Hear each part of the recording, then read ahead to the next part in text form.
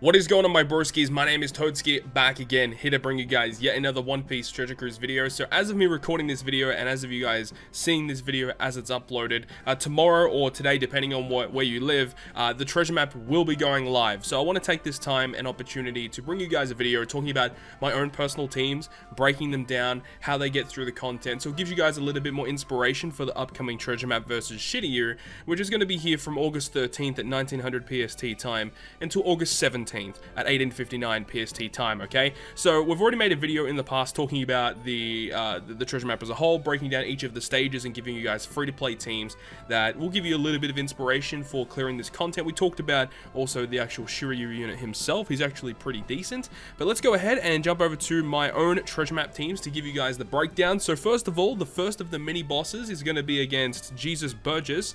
So with Jesus Burgess here, he's relatively simple. He is the easiest of the bosses. He doesn't have a lot of health, and you can see that with the behavior or the gimmicks that you get 3 turns despair, 3 turn bind, 3 turn paralysis. So if you've got your sockets maxed, the bind and paralysis, or the bind and despair should I say, they get completely removed. So for this particular team, we're going to be using double Zoro to just speed farm the content as fast as we possibly can. And then we've got the supports of Corazon and also Rayleigh on this team to ensure that when we get inflicted with that paralysis on the final stage, we can remove that. And we're just going to be killing him just with specials. You know, ideally having some specials active, though, depending on how things go, I don't think we're going to have all of our specials ready to go. But because he only starts off with like 100,000 health, he's pretty easy to take on. As long as you get around those little gimmicks, which isn't going to be too bad. He's a very easy boss. You can basically build whatever you want for him, but as I've kind of established in previous treasure maps, I like to build my teams based on clearing the content as fast as I possibly can. Typically I build 3 speed teams, and then I have like 1 team which is like, you know, a relatively higher point boost team, which you guys will see in just a moment. So going ahead over to the next boss, which is going to be Van Augur. Van Augur with his gimmicks, he basically has gimmicks that are based around those 3 recommended units. So there's block slots, special bind, and a chain lock given to your team. So those 3 recommended units we are using here: Vasco's Shot, San Juan Wolf, and Jesus Burgess. And then filling out the rest of the team, because they all have synergy with driven characters, we're using NL as our captain there, which is good. The final boss here is Int, so he will have type advantage. San Juan Wolf will have type advantage. And the final character, another 1.35 point booster, being Ivalo Pizarro, so he's also going to be a great addition to the team. We've got an attack boost, we have an orb boost, we have damaging specials with Enel. So overall, not really too phased about this one. This shouldn't be too difficult. If things get a little bit dicey later on, I might potentially switch this up, might even use like V2 Enel as the captain instead, but we'll have to wait and see how things progress. But I'm feeling relatively confident with this team against Van Augur. Okay, so now looking at the next team, we have Ivalo Pizarro as the boss fight, and once again, we're building a speed-based team using Kaido as the captain. He's always going to be my captain of choice for treasure maps against quick-related bosses, at least for the mini-map bosses, of course. So this team is a pretty obscure one because, like, not everyone, like, fits on this team really that well. We've got Luffy and Ace on this team, which are just a recommended unit for this fight, because you'll see that on the final boss stage, he's going to give you bind and despair for your top row, so you want to be going ahead and using Luffy and Ace. Well, they give you bind to your crewmates, should I say, to your crewmates, and then if they're set as your captain, Luffy and Ace that is, you can use their special ability to remove that bind and despair for yourself. And then you get inflicted with 5 turns of burn, which that clash marker that recently released can help remove that. So I'm just going to be using those 2 recommended units. They're both 1.35s. It's a good idea. Kaido is not boosted, obviously, so we want to be running a little bit of point boost, of course. Then we've got the Whitebeard that came out with the Ace vs Akainu event. He's just a color affinity boost at a powerhouse and for free spirit characters. And then we've also got that Sanji just as like a filler unit. So ideally we're just going to be using Kaido's end of turn damage in really early navigation levels, but as time progresses and as the nav levels get deeper, we will probably have to shift this team up to ensure we have attack or boosts, etc., right?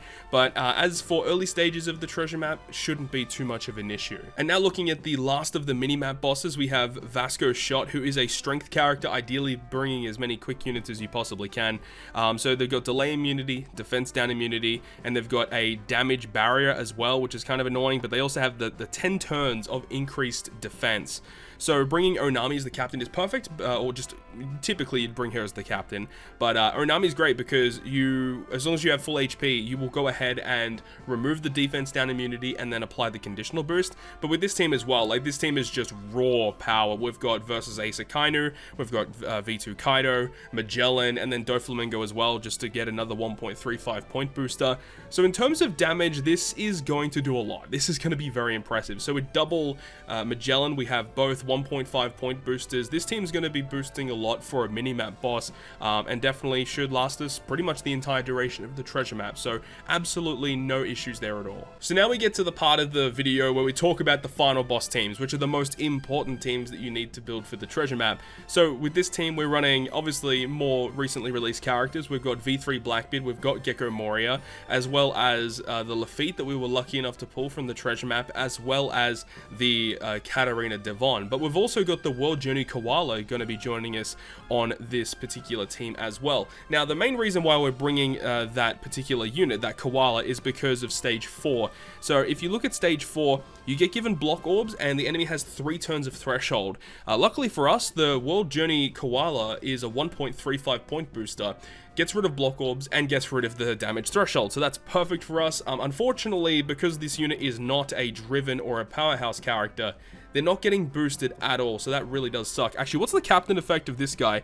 He boosts side characters? Okay, so that's actually kind of nice. So Lafitte will be the character I'm going to be choosing as my friend captain, of course. So at least, you know, gets a little bit of a boost from that. But ideally, on stage 4, we're using Koala special, and then we'll use one of the Lafittes. Ideally using the friend captain Lafitte special there, so that we get a color affinity boost from him, because he gives your driven and... is it just driven? Driven and cerebral characters will get a 2.25 times color affinity. So I guess Koala actually does receive that color affinity on that stage. That's actually really good.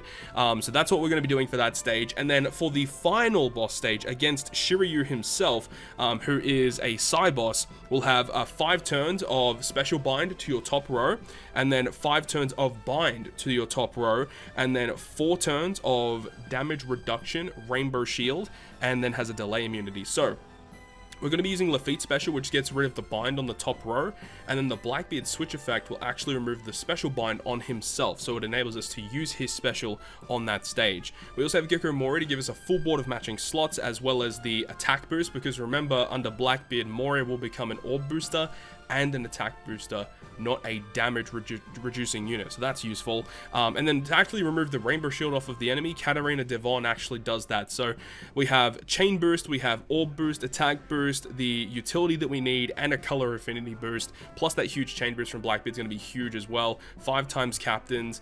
This is going to be a pretty comfortable team, I think, pretty much throughout the entire duration of the treasure map. I don't see myself changing this team up too much, unless if I get lucky enough and randomly pull one of the other units from like a ticket or something. But that's what I'll be using versus Shiryu. And now we talk about the Intrusion battle boss. So I'm using Moria as the captain this time around. So versus Blackbeard, you have a stage 2, which is going to be San Juan Wolf, who is an int character. He gives you 5 turns of attack down, and also he will have a good barrier. It's a 1-hit good barrier. Well, it's a 4-hit good barrier, but it lasts for 1 turn is what I meant to say. So for that stage, we're going to be using Lafitte special because we're going to again use Lafitte as the friend captain, because we're going to go ahead and remove the attack down and also give us a color affinity boost. But you see that on Lafitte here, we've actually got the support of Sengoku, Legend Sengoku. Who would have thought he would have been a useful character? But when you launch a special of the unit that he's attached to, he gives that character a 2.5 times attack boost for that turn. So it means Lafitte is going to be hitting ridiculously hard, and it's just a really good option to be bringing. So San Juan Wolf is an int character, so we have Lafitte getting a huge damage boost from that. And potentially, I'm not really too sure how I'm going to be structuring this team, but we could potentially use Blackbeard special on that stage as well, because I do know that San Juan Wolf, as the nav levels progress, is going to be very annoying to actually take on. So getting the chain boost extra from that Blackbeard might actually be the way to go for that particular stage. But then on the final boss stage, we can have a look at what Blackbeard actually does. One thing that's annoying about Blackbeard is that he does have resilience, but we have a way to get around that, as you'll see in a moment. But we do get empty slots, 5 turns of paralysis, resilience, but when he dies, he does 30,000 damage to your team. team, which is why we have Moria, because we're going to be taking a pretty big hit from San Juan Wolf on stage 2. So as long as we have Moria on stage 3, that's going to be kind of nice to have. Alternatively, if San Juan Wolf eventually starts to do more damage, we could potentially switch it up and use Moria on that stage instead. I'm not really too sure how it's going to work out, because then we won't have an orb boost for that stage, but we'll have to cross that bridge when we come to it, of course. Then we also have the Enel, who's going to be really cool. So V2 Enel is going to enable us to remove paralysis on our team, because we get inflicted with 5 turns of paralysis. But he also has the added effect that he does a bit of, however much damage Enel does, he does like a chunk of that as end of turn damage. So technically we can use Enel to remove paralysis and also remove the resilience, so that's cool. And then we've also got Magellan, who, like, he's a huge point booster for this treasure map, but technically speaking, you can use him to get around the resilience as well, but he also gives you color affinity, and if you launch his special twice, you get the 2.5 times attack boost to your team. And the thing about the Blackbeard stage is that he doesn't have a poison immunity, so that's going to be huge for us, because we can get the conditional boost from Magellan, but we can also get the attack boost from it as well, which is the most important part of that. So with all that being said, on the final stage, we're going to have color affinity, full board of matching slots, attack boost, and potentially chain boost. We might use Blackbeard on stage 2 and see how that works, but I'm relatively confident that this team should be lasting us a pretty long time on the treasure map. And as I said, if things change, then I'll probably discuss that in a later video. But yeah, of course, we're going to be using Lafitte to find friend captains to give our teams a 2 times point boost, which is going to be very, very useful to have. But with all that being said, guys, that is going to wrap up this video today. Thank you so much for watching this one, and if you guys did enjoy the video, make sure to go ahead and leave a like. And if you want to stay up to date with all the content that I post, including more One Piece Treasure Cruise content, make sure to hit the subscribe button down below. But on that, guys, I'll see you guys within the next video.